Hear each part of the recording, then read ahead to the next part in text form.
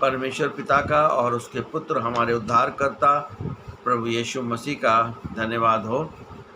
आज का जो मेरा टॉपिक है वो है प्रकाशित वाक्य की पुस्तक, उसका 14 अध्याय, उसका 8 पद, रेवलेशन चैप्टर 14 वर्स 8, और ये प्रकाशित वाक्य की श्रृंखला का वीडियो नंबर 70 है। और यहाँ पे परमेश्वर के वचन में इस प्रकार से लिखा हुआ है, तब एक और स्वर्गदूत ये कहते हुए आया, गिर पड़ा, महान बाबुल गिर पड़ा, जिसने अपने कुकर्म की वासना में मदिरा सब जातियों को पिलाई थी। इसके बाद ये एक दूसरा स्वर्गदूत ये कहते हुए आया कि गिर पड़ा, वो बड़ा बाबुल गिर गया है, जिसने अपनी व्यभिचार की उत्तेजना की मदिरा सारी जातियों को पिलाई है। बाइबल में बाबुल यानी कि बेबीलोन केवल एक शहर का नाम नहीं था, बल्कि ये परमेश्वर के विरोध में खड़े एक पूरे तंत्र यानी सिस्टम का प्रतीक है।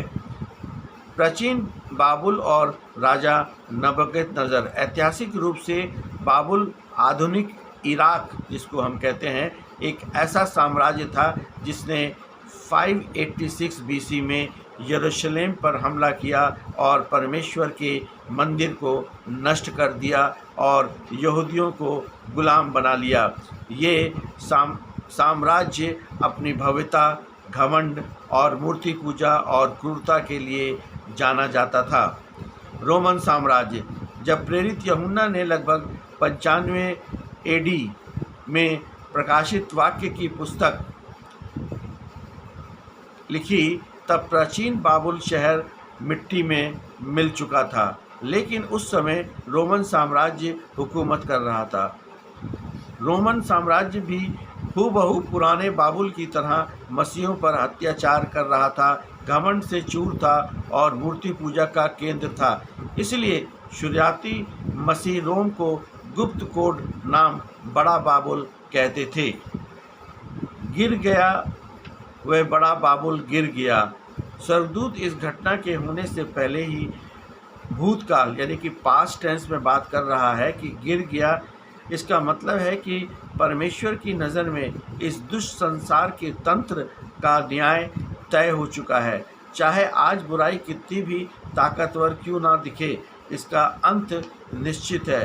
अहंकार और परमेश्वर के खिलाफ खड़ा हर मानवीय या शैतानी साम्राज्य एक दिन ढह जाएगा। व्यभिचार की उत्तेजना की मदिरा, the wine of spiritual fornication. व्यभिचार, जिसको अडल्ट्री भी कहते हैं, शब्द आता है तो इसका मतलब है शारीरिक पाप से कहीं बढ़कर मूर्ति पूजा और परमेश्वर से बेवफाई होता है। मदिरा यानी कि वाइन का जो प्रतीक है, मदिरा इंसान की बुद्धि को शून्य कर देती है और उसे मदहोश कर देती है।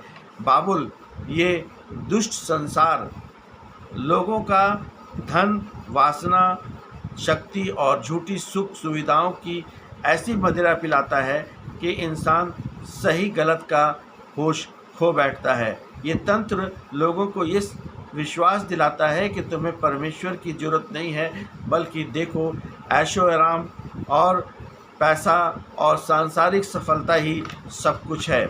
सारी जातियों को पिलाई है। ग्लोबल डिसेप्शन, ये किसी एक देश या संस्कृति तक सीमित नहीं है, यह एक वैश्विक व्यवस्था यानी कि ग्लोबल सिस्टम है जो हर इंसान को प्रभावित करती है। आज का उपभोक्ता भाग यानी कंज्यूमर सिस्टम और भौतिकवाद, मटेरियलिज्म और नैतिकता का पतन इसी बाबुल की मदिरा का आधुनिक रूप है। प्रकाशित वाक्य 4:8 हमें एक चेतावनी और एक बड़ी दिलासा भी देता है। चेतावनी ये है कि हमें खुद ये जांचना चाहिए कि कहीं भी हम इस संसार में बाबुल की मदिरा पीकर आत्मिक रूप से सो तो नहीं गए हैं। क्या हमारा भरोसा परमेश्वर से हटकर सांसारिक चीज़ों पर टिक गया है? दिलासा ये है कि विश्वासियों के लिए ये वचन एक बड़ी उम्मीद है। ये याद दिलाता है कि न्याय का दिन करीब है। जो व्यवस्था आज मसीह लोगों के लिए है, और जो मसीह लोगों को दबाती है, सताती है या प्रलोभन देती है, वे हमेशा नहीं रहेगी। उसका पतन अनिवार्य है। हमें इस व्यवस्था का हिस्सा नहीं बनना है, बल्कि परमेश्वर के प्रति वफादार रहना है। इसलिए प्रभु यीशु मसीह पर विश्वास करें, प्रभु यीशु मसीह से अपने पापों को मान लें, प्रभु यीशु मसीह से अपने पापों का पश्चाताप करें और यीशु मसीह को उद्धारकर्ता के रूप में ग्रहण करें। यही मसीह जीवन है। आमीन।